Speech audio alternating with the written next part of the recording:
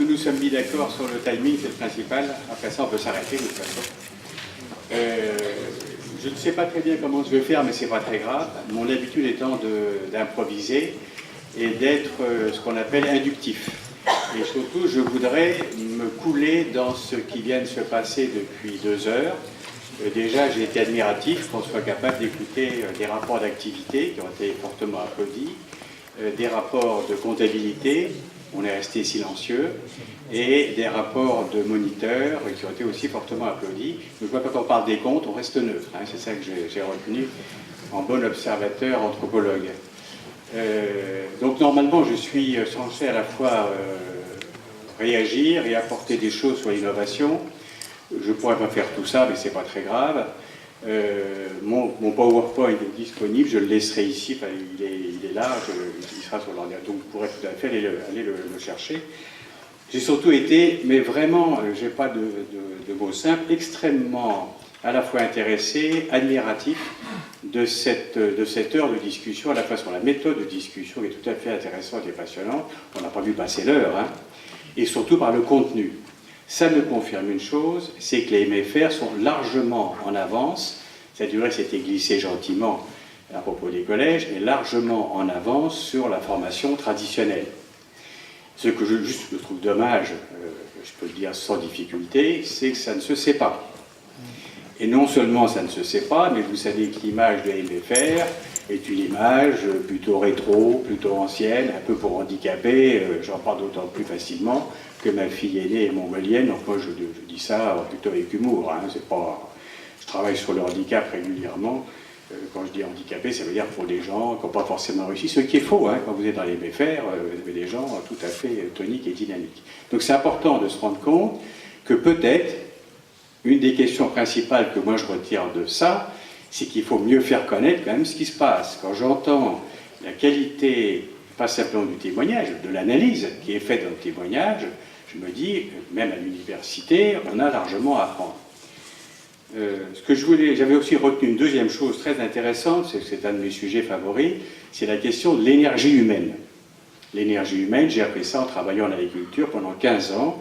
J'ai enseigné en école d'agriculture, 8 ans en Afrique et 7 ans à Angers, à l'école à l'ESA d'Angers, où j'enseignais l'anthropologie, la sociologie. Ça paraît bizarre, on me l'a souvent dit, mais non. Qu'est-ce que j'enseignais? Le changement et les innovations. Qu'est-ce qui fait qu'on change et qu'on innove en agriculture ou ailleurs, ou en milieu rural, bien évidemment aussi en milieu industriel ou dans la grande distribution. Et donc la question que j'entends bien là, et la personne évidemment la plus spectaculaire, c'est Anne à la fin, comme professeur de maths. Et comme professeur de maths, c'est pas gratuit, c'est probablement la discipline la plus compliquée à renouveler tous les ans. Vous n'allez pas refaire des nouvelles maths tous les ans. Bon, moi encore dans mon domaine, j'enseigne les enquêtes de terrain, ça se renouvelle tout le temps. Donc je peux retrouver de l'énergie. Et donc une des questions très intéressantes là, et je pense que ce genre de réunion ici joue un rôle important, c'est comment on maintient l'énergie, comment on influe l'énergie humaine. Et il y a probablement 2 sortes de gens dans les MFR. Je dis ça sans trop me tromper, et ça va me permettre d'analyser aussi un problème très intéressant. Vous avez les gens, si vous voulez, qui sont en avant, qui sont entrepreneurs en réalité, qui sont ce qu'on appelle en sociologie des personnalités mobilisatrices, c'est les 10 qu'on a eu ici. Et puis vous avez des gens qui suivent, c'est le milieu, et puis vous avez des gens qui freinent parce qu'ils sont fatigués souvent. Bon. Et il faut faire avec les trois. Il n'y en a pas un qui est mieux que l'autre, au sens, bon, je préfère les premiers, d'accord, mais bon, tout le monde, hein, c'est pas un problème majeur. Donc la question est comment à la fois j'insuffle de l'énergie, ou comment je la maintiens, ou comment j'aide ceux qui ont l'énergie à aller encore plus loin, tout en jouant avec ceux qui sont fatigués. Je prends le mot fatigué parce que c'est pas mal, je veux dire, ça permet, c'est ni vieux ni jeune, vous avez des jeunes fatigués, hein, vous avez des vieux dynamiques, donc on voit bien que c'est pas mécanique comme bien, hein, si je voulais, je peux parler de moi, c'est un très beau sujet, hein. Dans 2 jours, je vais avoir 73 ans. Je ne me sens pas fatigué. Bon, ça dépend des heures, ça dépend des jours, d'accord. Et ça veut dire que vous avez déjà... C'est un grand mystère, hein, pour moi. Je ne sais pas d'où vient l'énergie. Surtout que j'ai une philosophie de la vie qui est très jolie, c'est celle du mythe de Sisyphe. Peut-être que vous le connaissez, c'est un monsieur qui a été mort, il va aux enfers, il est condamné a toujours poussé une pierre, elle pousse sa pierre au haut de la montagne, elle redescend et il repousse sa pierre. Le mystère pour moi à chaque fois, je me vis tout à fait comme ça, je sais très bien que rien n'est établi, rien n'est stable, tout peut changer. Qu'est-ce qui fait qu'on a encore l'énergie de pousser la pierre? Là, je suis en train d'inventer pour moi, et ça a été dit ici, en distanciel, j'ai bien retenu le mot, je vais mettre en ligne, d'ici 1 mois ou 2 mois, j'ai déjà commencé à les faire, des tutoriels d'anthropologie, comment on fait des enquêtes. De 4 minutes, très dur à faire 4 minutes. Pour moi, parler 1 heure, j'ai pas de problème, 2 heures encore moins. 4 minutes, c'est très dur. Mais c'est bien l'idée qu'il faut renouveler les formes de formation. Je passe mon temps à répondre à des gens à l'international sur des problèmes de méthode d'enquête. Ça sera dans tous les sens, mais je vais rajouter un petit peu d'ordre. Je réponds à la question que j'ai posée tout à l'heure sur les compétences qu'on diffuse à travers les matières. Je pense que ma réponse personnelle, à chaque fois tout le monde fait pareil, on a raison, il faut dire avec quelle solution on l'a trouvée, elle est probablement pertinente, mais on ne sait pas si elle est pertinente pour tout le monde, à chacun d'adapter. Ma réponse personnelle à cette question dans mon travail, c'est me dire, moi, qu'est-ce que j'apporte à des professionnels?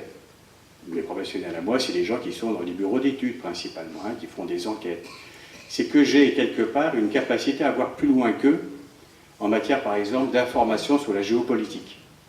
Ou bien j'ai appris à raisonner sur le fond des comportements humains, ce qui me permet de voir ce qui émerge plus facilement. Sur le plan purement technique, je pense à un exemple simple, si on fait des enquêtes par Internet, je suis moins bon qu'eux, je vais apprendre auprès d'eux. Ce qui me paraissait important de dire, c'est que je pense que les gens qui ont parlé ici, les moniteurs, ceux qu'on a interviewés avec Alexis, des jeux, mon fils, même père, même mère, comme on dit en Afrique, parce que souvent on est polygame, mais là, en l'occurrence, non. Ça aurait pu se passer aussi, hein. On est polygame aussi en France, mais c'est peut-être parfois à la suite aussi. C'est pas forcément en même temps. J'ai appris le mot tout à l'heure, on a dit, il y avait un mot comme ça à la suite, hein? Échelonné, voilà.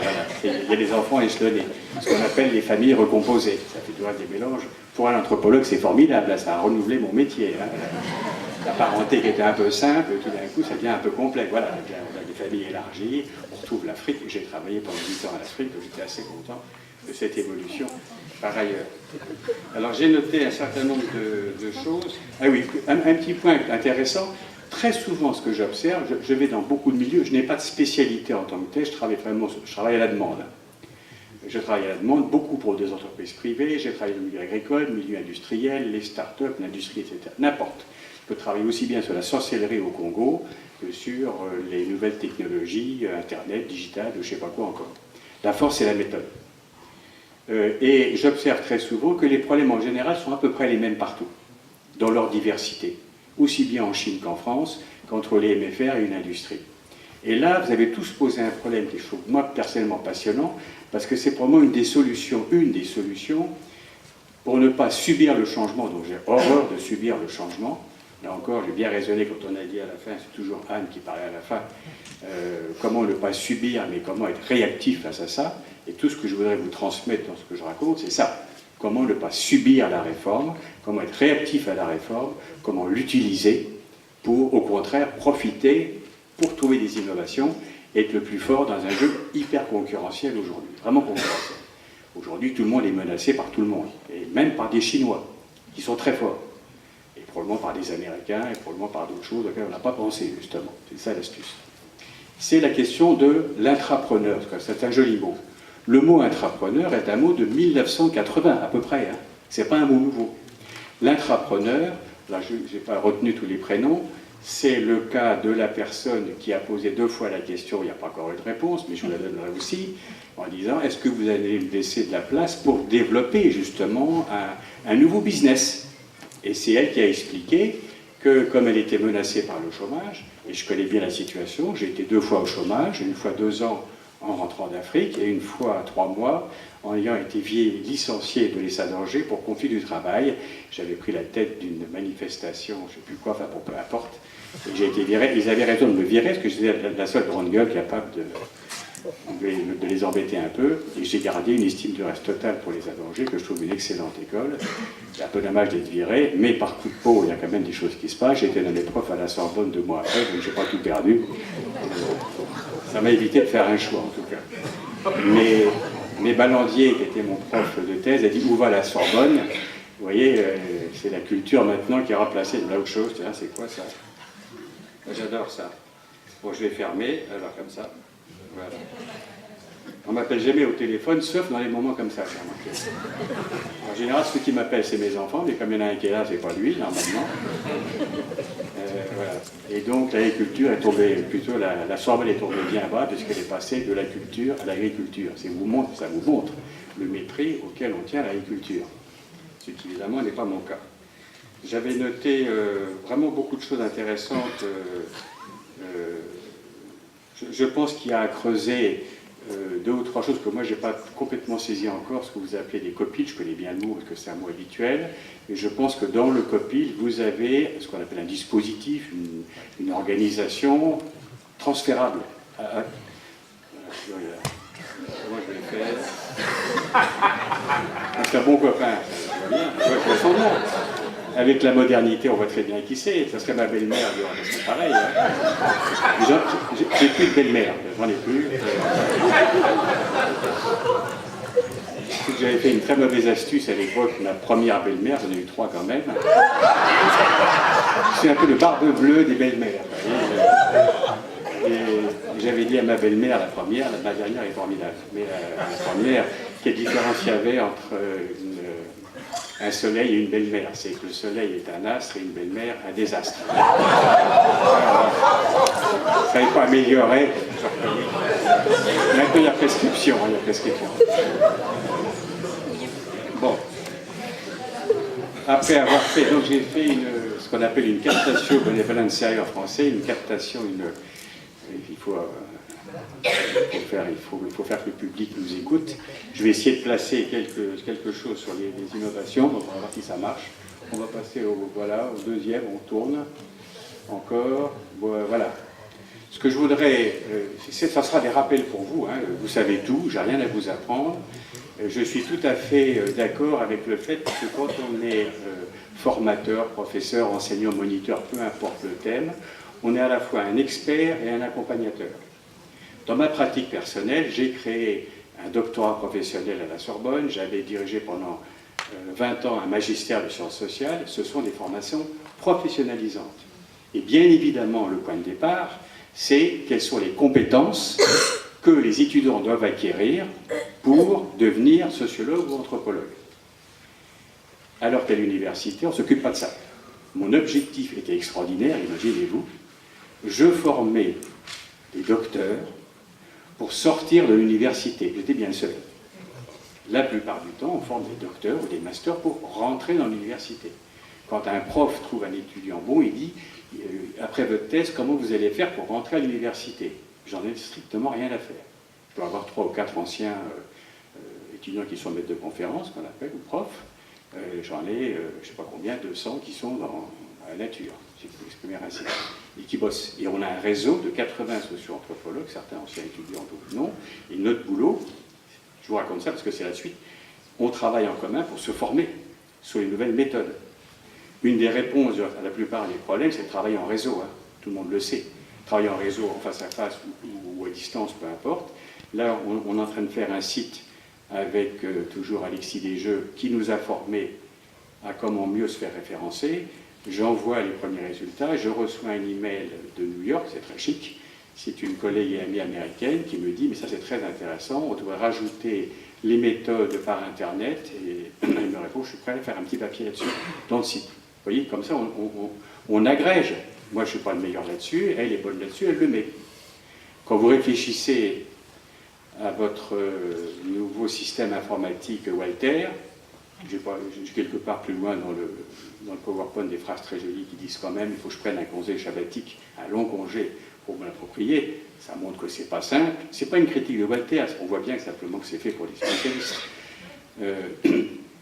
Je pense que le Walter amélioré ou les usages dérivés du Walter, c'est d'arriver à travailler comme ça en commun tout en tenant compte des concurrences potentielles qu'il y a entre les MFR.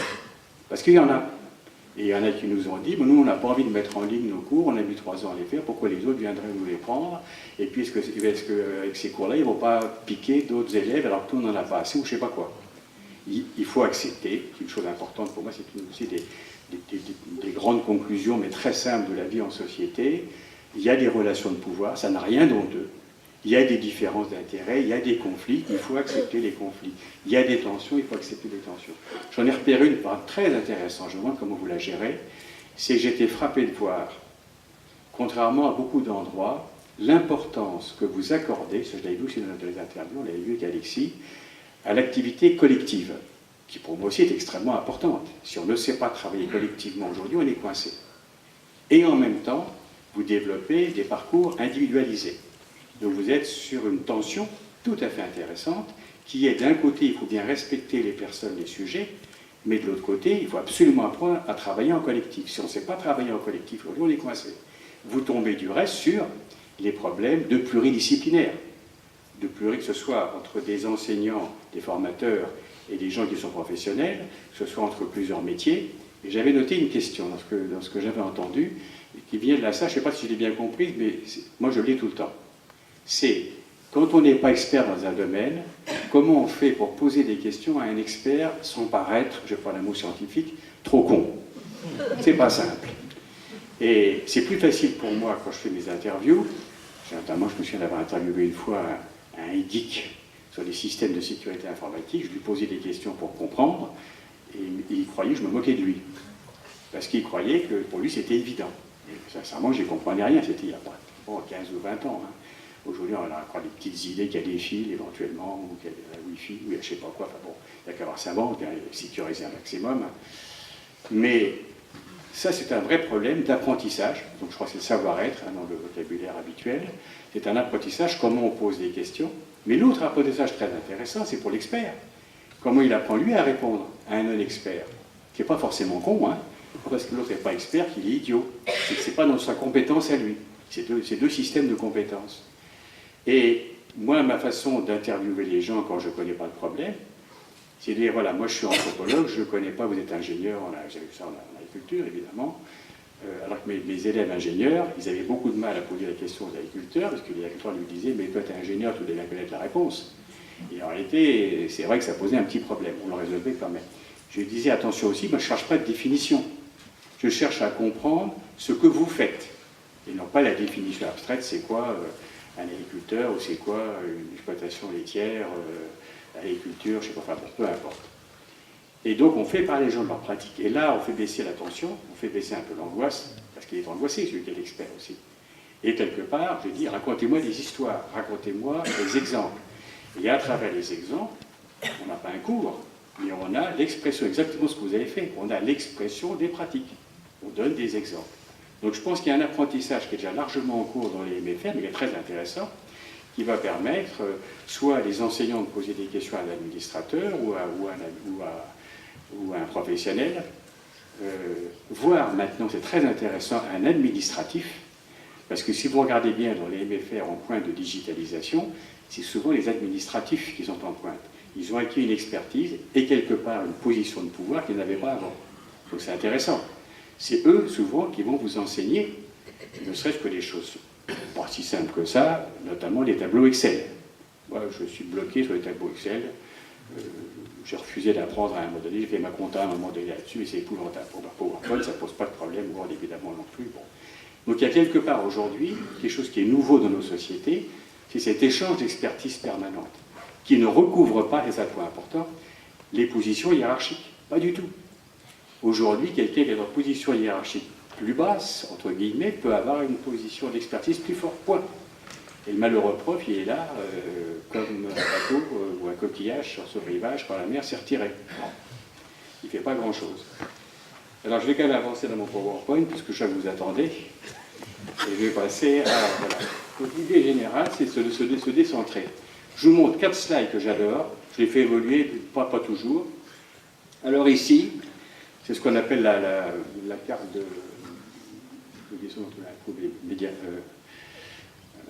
Avec l'âge, les mots disparaissent. Peu importe, c'est la carte habituelle quand on monte l'Europe. Imaginez la place de Laval là-dedans. Vous voyez, c'est juste pour se rappeler qu'on n'est pas le centre du monde, ni à Laval, ni à Angers, ni à Nantes, ni à Rennes. que soi-même, on n'est pas le centre du monde. C'est important à rappeler. Moi, ça fait 50 ans que je soigne mon ego. On va dire, attends, Dominique, tu es sûrement très intéressant, mais tu n'es pas le seul. Il y a plein de gens intéressants. On arrive à se cogner un petit peu, on n'arrive pas complètement. Hein. Puis il y a parfois aussi, ça ressort tout d'un coup. Bon, c'est pas grave. Les autres sont là pour vous le rappeler, hein, quand vous êtes casse-pied. Donc ça, là, c'est l'Europe qui se voit au centre, et la balle au milieu. Vous changez la carte. Là, c'est les deux Amériques. On part déjà vers la droite. On est encore de plus en plus petit. Et vous avez un centre très intéressant, là. Vous avez deux centres, l'océan Atlantique, l'océan Pacifique. C'est très important, à la violence, c'est une image pour se décentrer, mais c'est surtout aussi une image que j'utilise énormément après pour montrer où est le nouveau centre du monde. Sans le développer ici, mais c'est un de mes dadas par ailleurs, que je vais depuis 20 ans en Chine faire des enquêtes, mais aussi aux USA et au Brésil. Vous avez ici, avec la carte, celle d'après encore mieux, voilà, regardez celle-là. Ça, c'est vu par la Chine. Le centre du monde, c'est l'océan Pacifique. Aujourd'hui, on a à peu près 7 milliards. La suivante, alors. Next, comment dire en français. Ben, voilà. 2004, un puzzle que j'ai acheté à, je crois que c'est à Guangzhou. Guangzhou, c'est canton en chinois. On est à peu près 7 milliards. Il doit y avoir 1,5 milliard en Chine, 1,5 milliard pareil en Inde, à peu de choses près, et un pays qu'on oublie, c'est l'Indonésie, qui est un peu en dessous, ils sont à 260 millions, pas loin de 300 millions. Tout le monde est là. Et vous ajoutez Corée du Sud, plus la Corée du Nord pour le moment, Taïwan, le Japon, le Vietnam, les Philippines, et vous avez à peu près le futur du monde. Donc, qu'est-ce que ça veut dire en termes de réflexion par rapport à ne pas subir le changement? C'est que le monde a basculé depuis à peu près une vingtaine d'années, et surtout depuis les années 60, au moment des indépendances.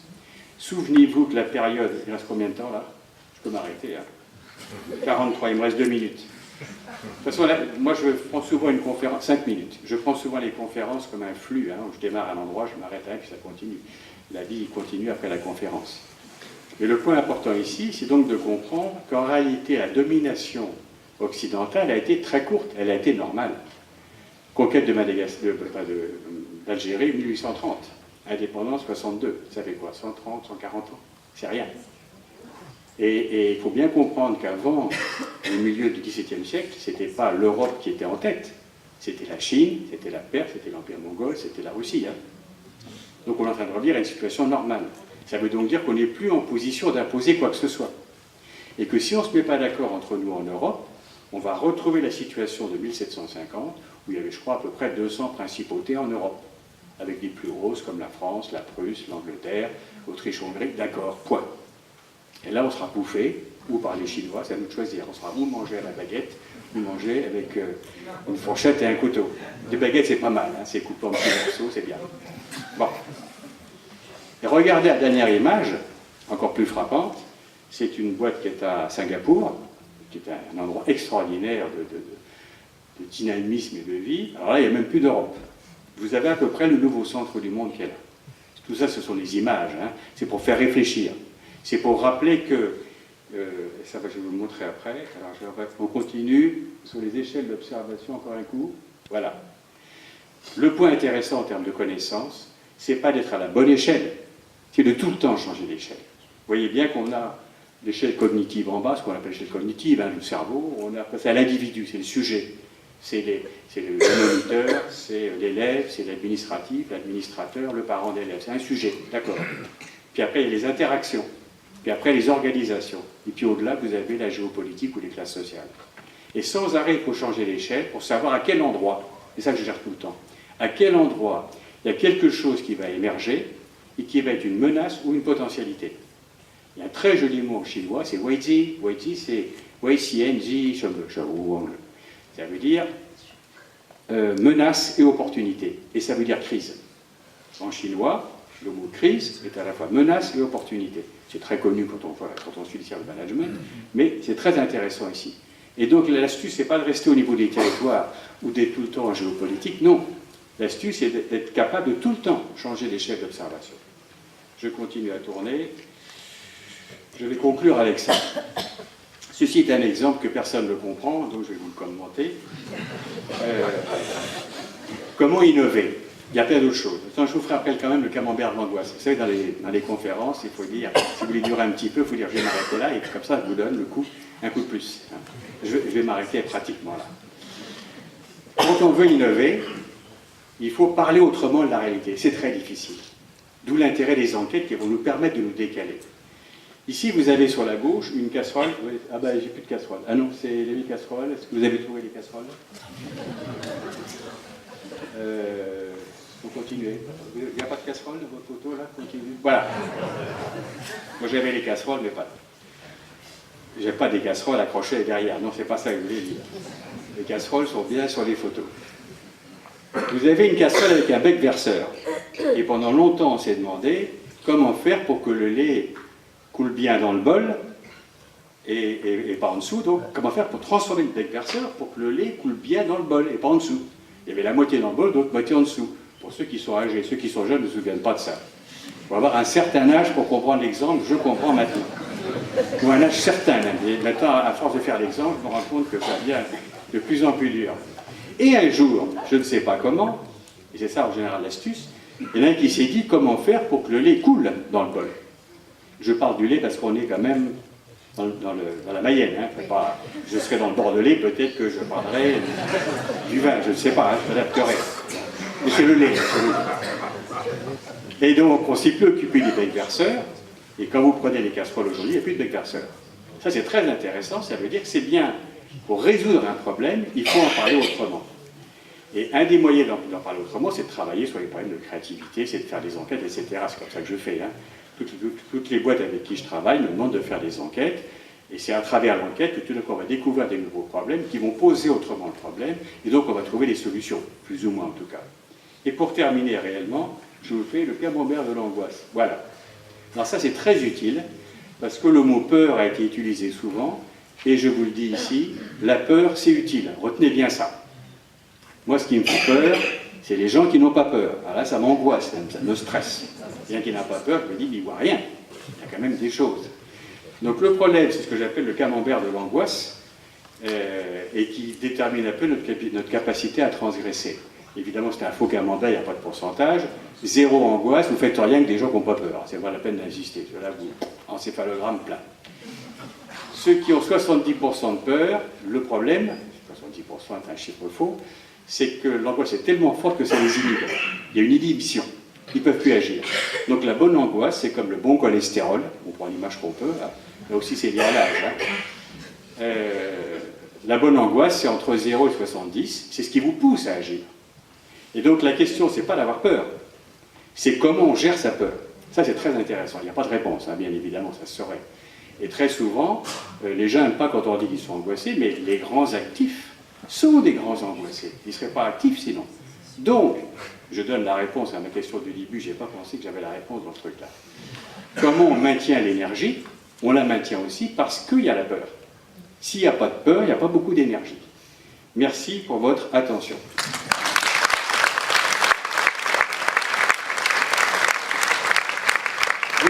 Je trouve que j'ai plus de succès que Lucie quand c'est la comptabilité, et qui pourtant s'est donné du mal. Hein.